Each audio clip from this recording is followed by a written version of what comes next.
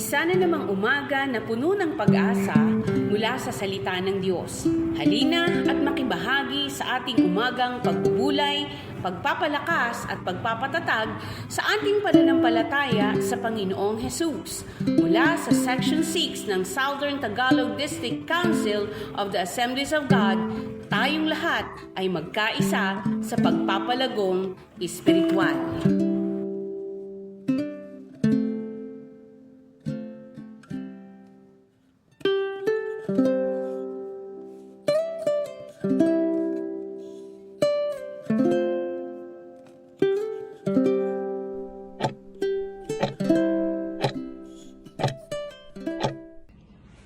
Praise the Lord!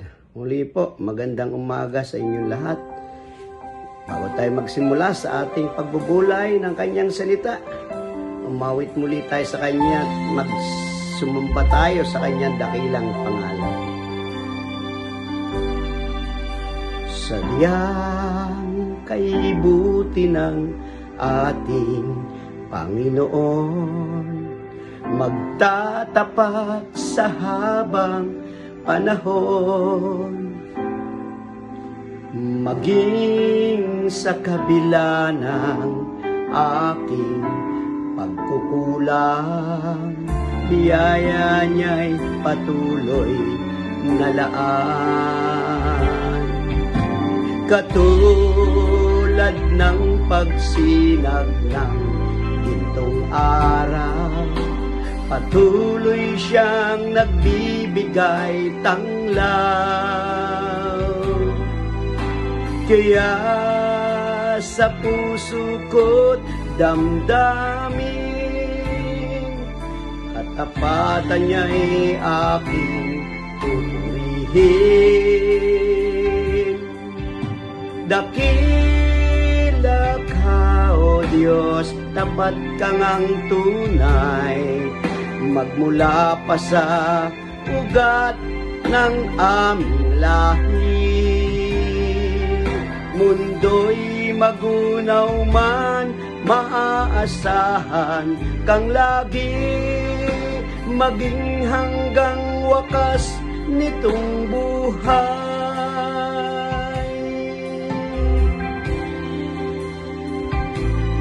Amen. Hallelujah. Puring ka, Panginoon, sa umagang ito. Kaya, O Diyos, ika'y aking pupurihin. Sa buong mundo'y aking aawitin. Dakila ang iyong katapatan,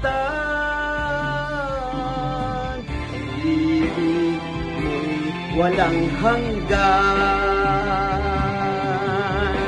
Dakila ka, O Diyos, tapat ka ngang tunay, magmula pa sa ugat ng aming lahi. Mundo'y magunaw man, maaasahan kang lagi, maging hanggang wakas nitong buhay.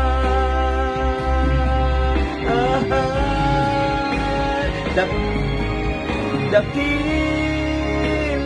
ka, O Diyos, sa habang panahon, katapatan mo'y matibay na sandigan. Sa bawat ighati, tagumpay man ay naroon. Daluyan ng pag-asa kung kailang ay hinahon. Pag-ibig mo'y alay sa amin noon hanggang ngayon. Dakila ka,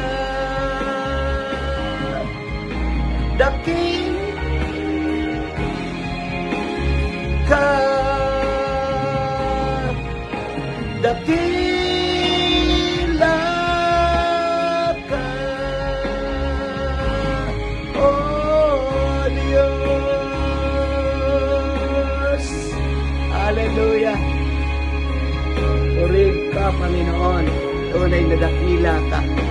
bawat isa sa amin. Kaya patuloy ka naming sasambahin, patuloy ka naming luluwalatiin, itataas ang iyong dakilang pangalan sa araw na ito. Praise the Lord. Hallelujah. Amen. Amen. Bago po tayo magsimula, tayo po yung manalangin at humingi ng gabay sa ating Panginoon. Ama naming Diyos, marami pong salamat sa oras na ito. Sa aming paggising sa umaga ay nais naming ikay papurihan, awitan, sambahin. At bago po kami mag-aral ng iyong salita, gabayan mo po kami. Linisin ang aming mga puso at maging matuwid kami sa iyong harapan. Salamat sa iyong pagpapatawad. Dalangin po namin ang iyong gabay, patnubay, at patuloy na kumintal sa aming mga puso ang aming pagbubulayan sa umagang ito. Salamat po sa pangalan ni Jesus na aming tagapagligtas. Amen. Amen. Muli po, magandang umaga mga kapatid. Sa gitna ng mga pang-araw-araw nating hamon at takot, napakahalaga na tayo'y naalalahanan. Hindi lang tayo nag-iisa at higit sa lahat, tayo'y bahagi ng isang espiritual na pamilya, ang sambahayan ng Diyos. Kaya, ang ating pong title ngayon ay Tapat si Kristo, tayo ang kanyang sambahayan. Ito ay matatagpuan natin sa Hebrew chapter 3, verse 6, na ang sinasabi ay ganito. Subalit, si Kristo ay tapat bilang anak na namumuno sa sambahayan ng Diyos. At tayo ang kanyang sambahayan. Kaya't matibay ang ating pag-asa at hindi natin ito ikahihiya. Ang talatang ito ay mula sa Hebrews 3 verse 6 ay nagpapaalala sa atin ng dalawang bagay. Una, ang katapatan ni Kristo bilang namumuno sa tahanan ng Diyos. Ikalawa po, ang pagkakakilala natin bilang bahagi ng sambahayan na iyon na kung saan ang ating pag-asa ay matatag. Kaya ngayong umaga, ating pagnilay-nilayan ang kahulugan ng pagiging bahagi ng sambahayan ng Diyos at paano ito dapat magbigay sa atin ng lakas, katatagan, at tapang sa ating pananampalataya. Sabi ng Hebrews 3 verse 6, subalit si Kristo ay tapat bilang anak na namumuno sa sambahayan ng Diyos. Isang puntos po na ating makita dito sa talatang ito, ni si Kristo ay tapat, maaari siyang ating pagtiwalaan.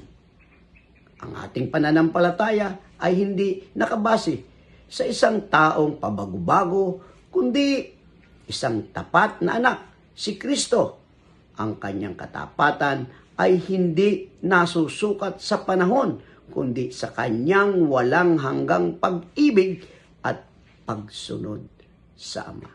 Sabi nga ng awit 145 verse 13, siya ay tapat sa lahat ng kanyang mga salita, maaasahan sa lahat ng kanyang mga gawa.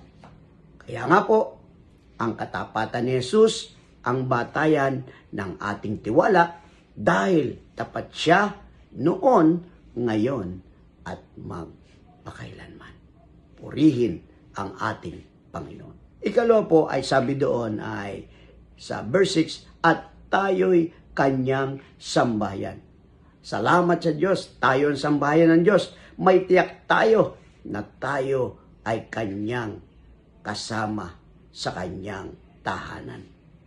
Kapatid, hindi lang tayo basta tagasunod, tayo ay bahagi ng sambahayan ng Diyos. Ibig sabihin, may relasyon tayo. Hindi lang reliyon, tayo ay kanyang mga anak, kabilang sa isang espiritual na pamilya. May lugar, may layunin, at may pagmamahal mula sa ating Ama na nasa langit. Kaya nga po sabi doon sa Ephesians chapter 2, verse 19, kaya't hindi na kayo dayuhan o banyaga, kundi kababayan ng mga banal at kabilang sa sambahayan ng Diyos. Wow! Purihin ang Panginoon. Kabilang tayo sa sambahayan ng Diyos. Walang sino man ang makaagaw sa ating posisyon sa Kanyang pamilya. Praise God! Kabilang tayo sa Kanyang pamilya sa pamamagitan ng ating Panginoong Jesucristo. Isa pa ay sabi doon sa verse 6, kaya't matibay ang ating pag-asa at hindi natin ito ikinahihiya. Opo, ang pagiging bahagi ng sambahayan ng Diyos ay nagbibigay sa atin ng pag-asa na hindi nabubura.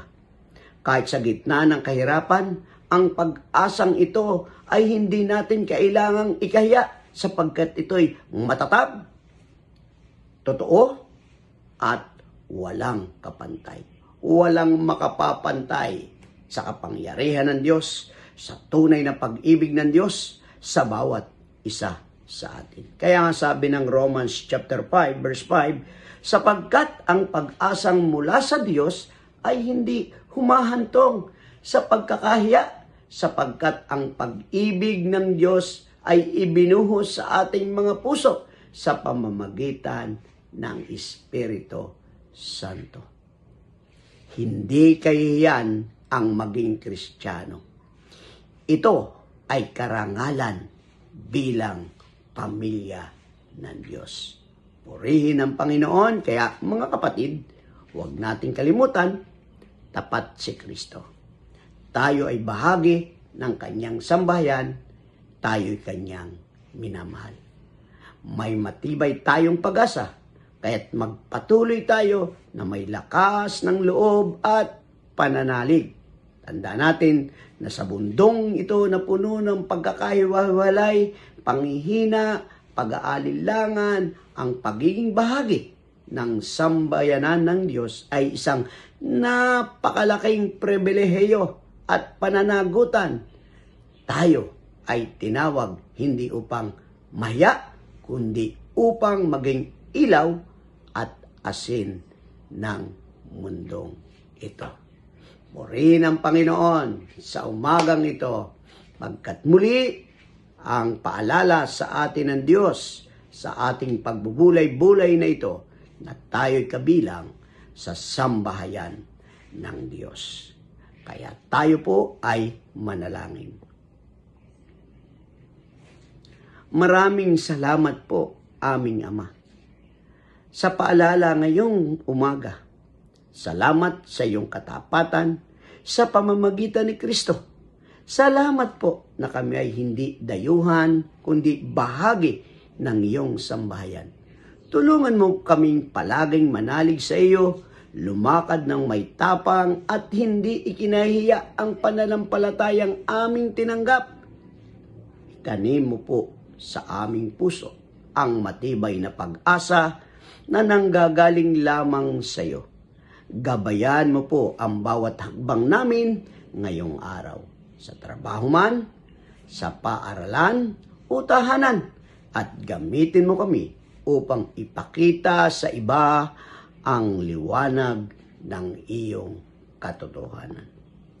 Lahat ng ito, aming Ama, ay idinadalangin namin sa pamamagitan ng iyong bugtong na anak sa pangalan ng aming Panginoong Jesucristo. Amen.